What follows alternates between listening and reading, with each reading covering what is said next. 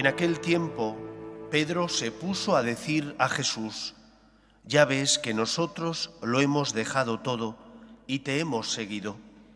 Jesús dijo: «Os aseguro que quien deje casa, o hermanos o hermanas, o madre o padre, o hijos o tierras, por mí y por el Evangelio, recibirá ahora en este tiempo 100 veces más, casas y hermanos y hermanas y madres e hijos y tierras, con persecuciones, y en la edad futura vida eterna. Muchos primeros serán últimos, y muchos últimos serán primeros». Palabra del Señor. Gloria a ti, Señor Jesús. Jesús no engaña a nadie, y no podemos pretender ser cristianos, que significa seguidores de Jesús, si no seguimos sus pasos y por lo tanto aceptamos su camino. Y el camino de Cristo pasa inevitablemente por la cruz.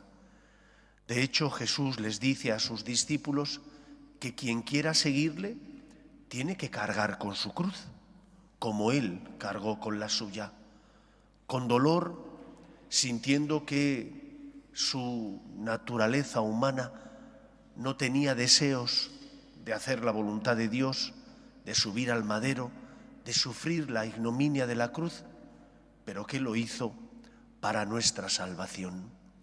Y por eso precisamente Jesús predice, les adelanta a sus discípulos que ellos también van a ser perseguidos. No podemos vivir un cristianismo desnaturalizado. Y cristianismo desnaturalizado es el cristianismo que pretende quitar la cruz, el sacrificio, el esfuerzo, el amor, la negación a uno mismo, que pretende quitar todo eso. Cuando quitas todo eso, conviertes tu cristianismo en un cristianismo burgués, pero ese cristianismo burgués no es el verdadero cristianismo, no es el cristianismo que Jesús nos enseña, porque Él vino para luchar de manera que nos liberara del pecado, de la esclavitud, del mal, para luchar contra Satanás. Y en eso consiste seguirle, en confiar en el poder de Dios, que con su gracia mueve nuestro corazón para hacer el bien y evitar el mal. Aquel que quiera seguirme, que cargue con su cruz. Y cargar con la cruz significa o implica, en algunos momentos, luchar por perdonar cuando no te apetece, o por pedir perdón, ser humilde cuando has caído y has tropezado, o por ser más generoso con los demás y negándote a tus comodidades, darte al que pasa a tu lado y necesita algo de ti. Pero eso exige esfuerzo, sacrificio, y por eso tenemos que decir siempre: por ti, Señor. Ninguno de nosotros ama la cruz, tampoco Cristo amaba la cruz. Cristo amaba al hombre. Cristo ama hacer la voluntad del Padre. Y porque quería hacer la voluntad del Padre, que es pagar la deuda contraída por nuestro pecado, subió al madero de la cruz.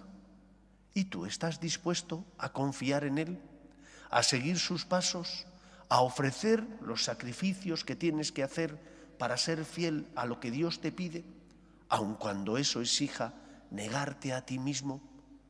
Cristo no engaña. No les dice a los discípulos que van a tener una vida llena de recompensas humanas o materiales. Les dice que van a ser perseguidos, pero también les asegura que no estarán solos, que Él les acompañará y que el poder del infierno no derrotará nunca a la Iglesia.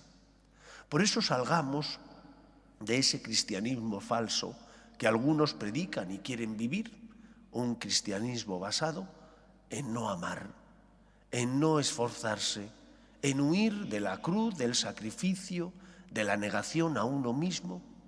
Es inevitable.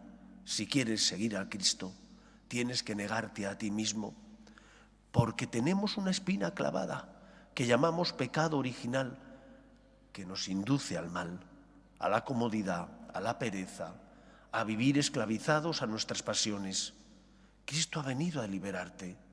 Pagó la deuda contraída por tu pecado, ilumina tu conciencia y te enseña el camino que tienes que seguir para ser verdaderamente libre.